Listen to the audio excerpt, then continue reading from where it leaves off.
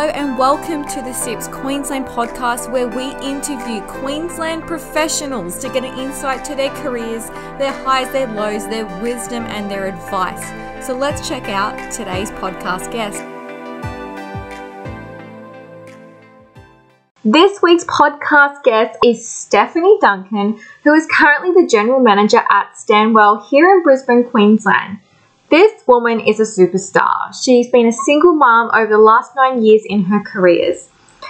And she is an absolute power tool gardening fanatic. So she loves her DIY project. She talks about that a little bit as well. She started her career in computer game salesperson and doing beta testing, to then working with one large infrastructure on warships, tunnels, power stations, everything like that. And she's changed her profession 4 times, from finance to project management and now into our wonderful procurement industry. This woman is so down to earth. You will love every little bit of this podcast as she opens up about her own experience, her career within procurement, and also exploring the self-doubt that she had throughout her career and how she's managed it as well. So she's truly inspiring. You'll be able to connect with every word that she says, and I hope that you enjoyed today's podcast, which is hosted by Sean, one of our CIPS Queensland committee members. Let's get straight into it. I'll get kicked off. So obviously, Steph, you and I have been lucky enough to know each other for quite a long time now, and I've been lucky enough, obviously, to follow a lot of your procurement career as well. And obviously, a big driver for us sharing these podcasts with the procurement community, so that people can get a real feel for how people's careers have developed, how their background has shaped the person that they've come and become. And obviously, it's quite pertinent that we're doing this with you today, the day after International Women's Day, as a real genuine leader in the field of procurement. So I know a lot of your passions outside of work include DIY projects, power tools, and renovating your house. If you're not renovating something, you're usually not that happy. So I've been privy to a lot of that over the years. And obviously your passion for sort of large infrastructure as well. So we'll get into that when we sort of really start to understand your procurement career and how that's developed. But typically, obviously, we speak to a lot of people in procurement, and it's rare that people seem to choose the path of procurement. Most seem to fall into it. So is that the same case for you, Steph? Did you fall into it? And if you did, how did that happen? Yeah, I did. And everyone I have met, I think, has fallen into procurement. For me, I started my career a long time ago as a little accounts payable person and worked my way through to doing project management on a lot of large defence builds, think warships and helicopters. And as part of that, procurement was always a piece that was included, whether it was that we were bringing consultants on or having to look at the supply chain.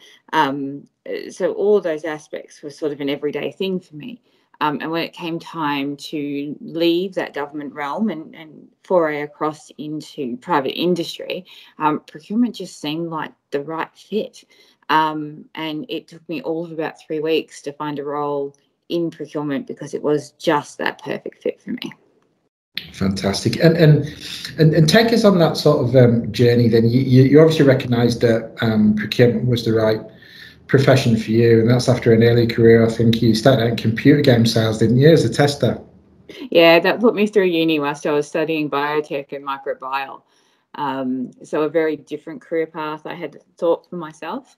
But from there, it was through accounts payable, through project management, and then into procurement. So. And was it what you expected, Steph? A lot of people have different versions of, perception versus reality. And what do you think procurement was going to be versus what it was? How did that look for you? I don't think I really realised how strategic procurement could actually be. Whilst I'd done bits and pieces and bought, had bought things and had bought services on and managed those contractors, I really didn't realise how much you could influence and guide an organisation from being a procurement person and having that forefront and the strategic view that you get from procurement to help them drive forward all of the business demands and all the business strategy as an overall. And I think we'll probably come back to that, Steph, as well, you know, about procurement in general and some of the things that really motivates you. Obviously, you and I crossed paths when you'd moved out of that government sector and really embarked upon your procurement career for I guess, real, when it was a real choice for you. Do you want to just take us on the journey of when you made that decision, how the career panned out, you know, the roles that you had, the companies that you worked for? Definitely. So to start with, I started working with TEAS, and when I started at TEAS, I started as a category manager, and I was looking after PPE, geofabrics, and a few other sort of construction-based procurement categories, where I was looking across their services division, the construction division, and the mining division. So there were sort of elements that every category that I had touched upon each one of those. From there, we expanded our team. So we went from a little team of about 10 to a team of 75 overall.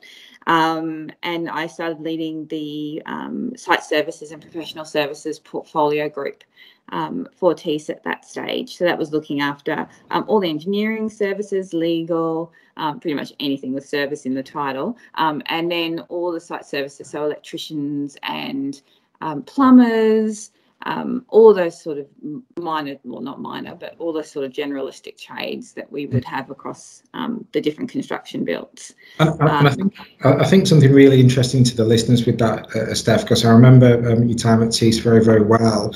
And obviously we're on a CIPS podcast here, is that the team you were part of and helped, obviously, you know, lead a part of that bit were named the most improved procurement function for CIPS that year. Was that right, in 2014? That's correct. Yeah, we sure were. It was quite an achievement. I know the guys really, really loved going to the awards that year. But no, for us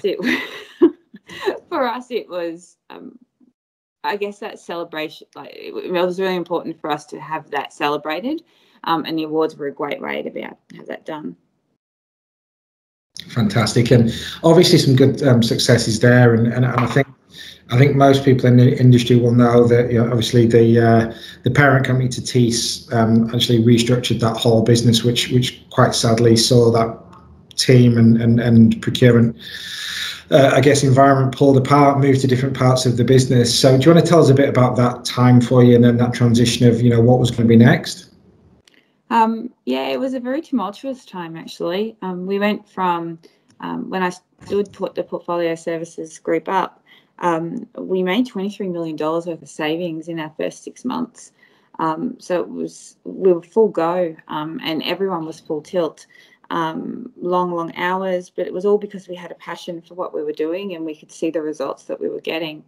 And when we were bought out, we were told we weren't allowed to start any new projects, and we had to sit for 6 months whilst we waited for that restructure to all take place and for the redundancies to happen and for them to decide what our future was going to be. So going from, you know, a high-paced, high-functioning team where we were knocking procurements out of the park and constantly on the go, to wrapping up the loose ends on the procurement projects we'd just done and almost twiddling our thumbs waiting for our future to be decided, was really, really difficult. It taught me that I really need to be on the go when I'm doing procurement. I've got to be busy. When I'm not busy, I don't do well at all. For us as a group, probably we lost 80% of the group through that process, and it was like we mourned. And unfortunately, during that time period, we also lost one of our fellow staff members to suicide as well. So it was very, very difficult. Yeah. From there, I was lucky enough to do a little bit of contracting with Queensland Health. The procurement market was quite low at that time. It was when a lot of businesses were actually cutting their procurement units back, and procurement had probably taken a little bit of a hit in the way that it was viewed overall. So contracting was sort of the only way to go at that stage, but I'm glad I did because it gave me a different insight into the world of procurement. And then from there, I was lucky enough to move across to Transurban, which is where my procurement career started to take back off again. Yeah, absolutely. And I know you had some great successes in procurement. And I also know that you're really, really proud of the general manager's role that you've secured now, because, it's a real opportunity. And I know you're very well thought of there. Can you tell me a bit about that process and in yourself, I guess, readying yourself for that next step and moving into that real senior leadership role in procurement? Yeah, sure, Sean. I had to battle a few demons of self-doubt when it came to actually applying for the role. I think we're always our own worst critics. I knew that I was good at what I did. I knew I was good at procurement as a whole. I knew that everything that I'd achieved whilst I was at Transurban procurement-wise and how I was considered in the business all pointed to the fact that I was ready for that next leap. But it was about having that leap of faith in yourself. And if any of the listeners out there are having that battle, all I can say is put the application in, because the worst that anyone can say is no. And what the best thing you can get from putting an application in is that you understand where your growth journey might have to go. And that's why I put my application in for the current position, my GM position, is I thought, well, if I'm not ready for it yet, I won't get it. But I will find out what I need to do to be ready for that next jump. Fantastic. And you touched on it earlier on, Steph, around, what you love about procurement. You talked about the influence and the guidance and the way that procurement can impact upon a business. Tell me a little bit around what you do love in procurement, and is it beyond that influence and guidance? Is it that broader picture for you? What is that? It has to be the fact that procurement is one of the few functions in a business that you get to touch on all aspects of the organisation. So you do get to see that big picture. Very few units in an organisation ever get to do that. They're very stovepipe and they work along doing what they do every day. Whereas procurement actually gives you that ability to actually understand the inner workings of an organisation and work out what drives it, and be able to take that step back and work out how to get it to go where it wants to go. Yeah, absolutely. And I think people that love procurement, you probably correct me if I'm wrong, is if you love it, you're a success in it. And I think that, the time that I've spent with you, Steph, over the years, that passion for what you do has really come out. And I think when you've got a passion for the job and for a passion what you do, you approach your challenges probably with a different mindset as well. But looking at the challenges that you faced in procurement, what's been, I guess, the hardest or the most acute challenges that you faced, and what's some of the techniques and skills you've used to get beyond them? I was really hoping you weren't going to ask me this question. I was pondering on what it might look like before we started the podcast. For me, I actually relish challenges when they come along, so I don't see any of them as a negative experience. For me, every single one is a growth experience. But probably one of the biggest challenges that I have had across my career is sourcing information on whatever category it is that I'm going to be doing is going to come from. And what I've done is I've learned to trust that the business and the SMEs within the business know their industry and they know the area that they're working in, and that they're going to be some of the biggest guiding influences for you to be able to find that information. But also to make sure that you're part of organisations like CIPS. And to make sure you do the networking. I probably didn't do that early in my career because I was a single mum with 2 kids. So for me, it was work during the day and come home and work at being a mum. So the time to do the networking after work just wasn't there. But it is probably one of the most vital resources that you have as a procurement person.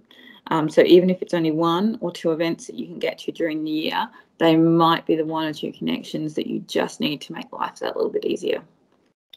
And that's a really good probably point that you made there, Steph, just to touch back on, because I think we'll talk a little bit around your mindset, and that's how you appraised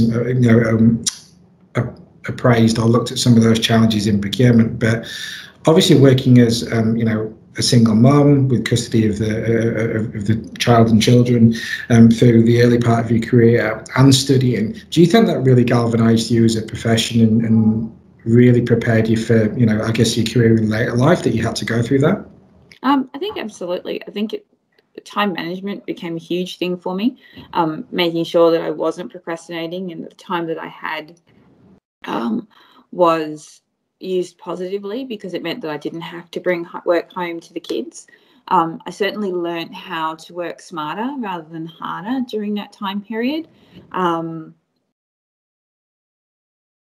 They're probably the key aspects of it. But yeah, it most certainly did cement who I am today. And the best thing is my kids have the most amazing work ethic now as well, because you bring it home.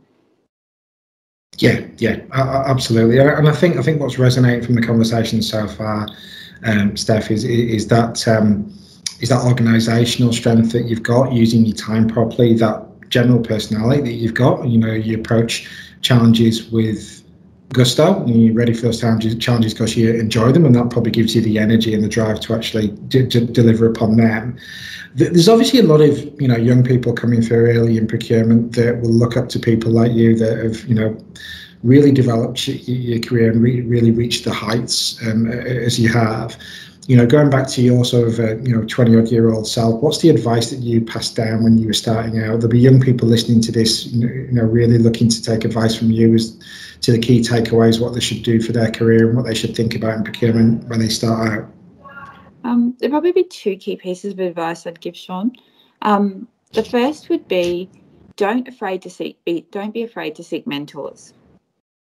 For me, I've had some amazing mentors through my career. Some of them have been my direct managers, but sometimes they've been people who I've looked up to, who aren't in my direct chain or aren't even necessarily in the organisation that I'm in. And even if it's just that you have 2 or 3 coffees with them, the insights that you can gain from them can completely change your career and your outlook on how you approach things. I've got different mentors that I call on for different things in my career now, and each provide me, different types of guidance. The other thing that I would also say is make sure that you find that one person, not necessarily a mentor, it could be a peer, who you can bounce things off. It's really difficult sometimes when you're working on a category or you're looking for a new category strategy, when you're trapped in your own head working it all through. Sometimes you've just got to grab that person and go into a room with a whiteboard and whiteboard it all out and get it all out of your head, and it'll make sense, or they'll challenge you and play devil's advocate for you. And for me, I've come up with some amazing strategies because other people have said or the people who I've used as my bounce person, as I call them, have just made an odd comment whilst we've been doing it. And it steers me in a completely different direction. And exactly where I needed to be. But I wouldn't have got there if I hadn't have had that person. And I think that ties back into earlier on, Steph, saying, talking about mentors and talking about networking, because in your early career, you're probably a little bit more reliant on the people around you just due to time. But if people are looking out at the market at the moment and wanting to come to events, such as CIPS, and looking at getting their own mentors, it just gives them those extra bounce points, doesn't it, that you're talking about? It widens the network and gives them more collateral to draw from. Most definitely. Obviously, procurement's going to change as we move beyond, a pretty tough year with COVID and everything else that's been going on, and it's been evolving for a while. And I've certainly seen numerous changes in procurement since I've been living here as well. What procurement trends do you think people need to be aware of? What's the upcoming, big ticket items of procurement? What's going on in this market in the next coming years, in your opinion? Look, I could talk to things like Bitcoin and online auctioning, but I think what we're going to see, one of the biggest trends that we're going to see is focusing more on the other value that procurement can deliver to an organisation. So at the moment, for the last 10 years, we've been so driven on savings, and organisations have been squeezing categories for as much as they can get. we all know that our suppliers have got to make a margin. Otherwise, we're not going to get a quality product, or we might lose them midway through whatever it is that they're delivering for us. So we can't continue to do that squeeze because you can't have something for nothing. So it's more about focusing on the SRM, supplier relationship management, and what other value we as procurement can deliver to the organisation beyond just sourcing. And what about the impacts of technology and things such as artificial intelligence? Do you think that's going to continue to impact us as an industry? Definitely. We're exploring how bots can help us at the moment in just the general everyday sourcing that the business looks for help for, but we're not necessarily resourced to be able to provide, as well as looking after the big stuff. I think the more and more that AI develops, the more that we'll be able to incorporate it across what we do within procurement. And do you think that there'll always be a place for that true deep-seated category management understanding, the person-to-person contact, the negotiation, the driving a deal? Is that always going to be there? I think it is. I think there are nuances that the AI can't necessarily pick up on. Well, at this stage, they can't. When you are in the middle of a negotiation or you are dealing with stakeholders within a business, first of all, understanding exactly what your stakeholders want and what's really driving them is key. And we all know that most of our stakeholders sometimes don't know what they really want. They think they do, but until you actually get in there and you start to drill down, you find that there's a whole nother agenda that they weren't even aware of that they really wanted. And I also think when it comes to negotiating, there are just those fine nuances in the room. We could just have online bidding if you, across categories, if we weren't going to negotiate, but you're still not going to extract all those extra value elements that come through that negotiation process, whether it be, early deliveries or additional information access.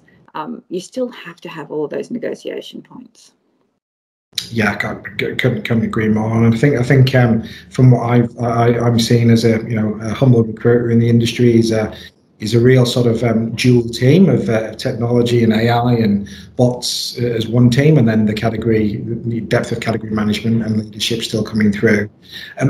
Steph, the career's been successful already, and you've got a long way to go. I'm sure you've got a lot still to do in your career.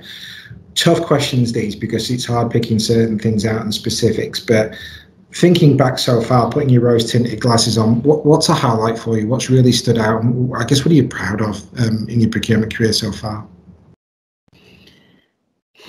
There isn't one moment. For me, my proudest moments, because they all in the same bucket, are when I see those staff that I've mentored and helped grow move on to something bigger and better, or have those absolutely amazing wins, and that you've helped them achieve them, and that you've helped them have that sense of elation that comes with putting that really big deal across the table and having the business recognise it. So for me, it's all about the people and how I influence them. And I love the fact that I can be a teacher and a mentor and help grow people. And you've given some good advice out here already, Steph, for young procurement professionals starting their career, and something you wish you knew. Are there any real gems that you can pick maybe from your mentors, or advice that you've been given that's really had a profound, impact on you during your career as well? Probably the best advice that I was ever given was one small bite at a time. Sometimes when you're in the middle of a category or in the middle of a sourcing event, everything can seem very overwhelming, particularly if it's not going the way that you'd anticipated it would. And let's face it, we all have experiences where that happens. It's just keep moving forward and stay positive. So one bite at a time and you'll get to the end of it. It's never going to be too big that you can't get through. I'm going to jump really far back into the podcast now, Steph, because we talked about falling into procurement. And people do fall into procurement. It's the majority of how people end up there. But If you could encourage somebody to get into procurement as a business, if you could sell that to, you know, a graduate or somebody coming through in earlier careers, how do you sell that to them? How do you encourage somebody to choose procurement as their career? Oh, that's a tough one, Sean. I would probably talk up the fact that you get to spend other people's money for a start. So if you love to shop, it's a really great way to start. No, seriously though,